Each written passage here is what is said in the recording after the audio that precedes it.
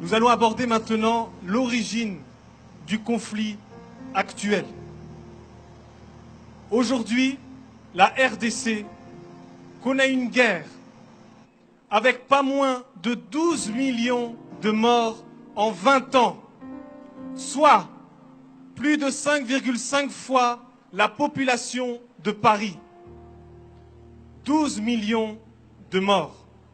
À l'origine, la communauté internationale avait demandé au Congo d'accueillir plusieurs vagues de réfugiés des pays voisins, notamment des milliers de Rwandais qui fuyaient le génocide du Rwanda en 1994.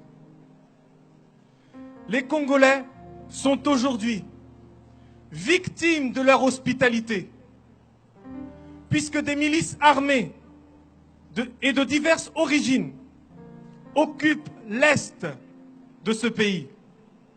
Elles chassent les populations autochtones de leurs terres pour les remplacer par d'autres. Ces groupes armés sèment la terreur, commettent massacres, viols et pillages en toute impunité.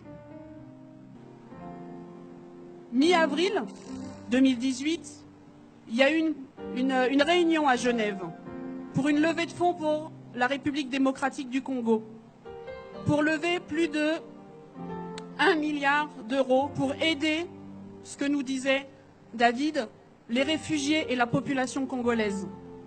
En 16 ans, rien n'a changé, tout a empiré. Et le président actuel, Joseph Kabila, s'est permis de dire que son peuple allait bien, s'est permis de dire qu'il n'y avait pas de problème dans ce pays.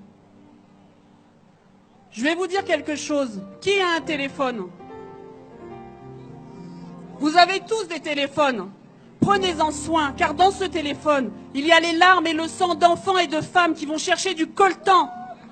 Prenez-en soin.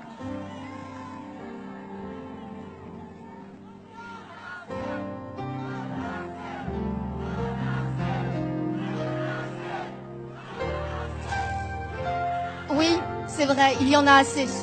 Il y en a assez de ces morts. Des millions de morts. 12 millions de morts en une vingtaine d'années. C'est le terrible résultat d'une course sans pitié vers les richesses du Congo.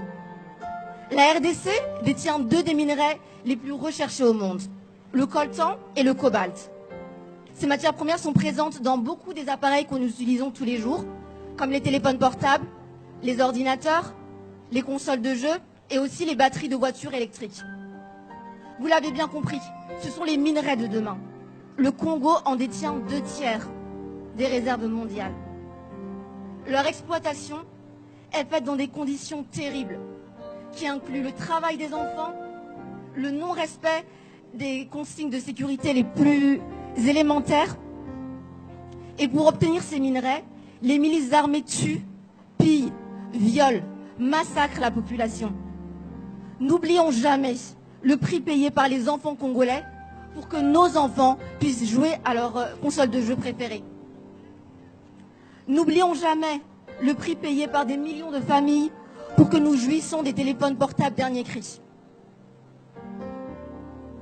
N'oublions jamais le prix payé par des milliers de femmes violées pour que nous puissions avoir des ordinateurs portables de plus en plus performants. Des entreprises comme Samsung, Apple, Microsoft et bien d'autres encore utilisent ces minerais et participent à ces crimes. Nous aussi, consommateurs, nous participons d'une certaine manière. Nous ne pouvons pas rester indifférents. Pour les 12 millions de morts en 20 ans, nous disons non. Pour les 4 millions de déplacés, nous disons non. Pour les millions de femmes violées, nous disons non. Pour les jeunes filles, les fillettes à qui on a volé l'innocence, nous disons non. Pour les milliers d'enfants privés de soins médicaux et d'éducation, nous disons non. Pour toutes les atrocités commises au Congo, nous disons non.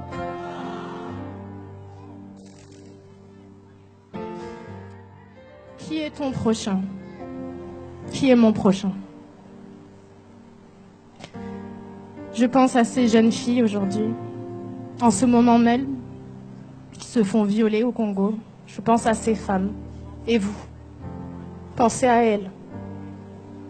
Je pense à ces enfants qu'on envoie dans les mines en ce moment même, en train de travailler dans des conditions sans nom, de mettre leur vie en péril pour des téléphones, pour des PlayStation. C'est le monde dans lequel on vit et chacun de nous a sa responsabilité.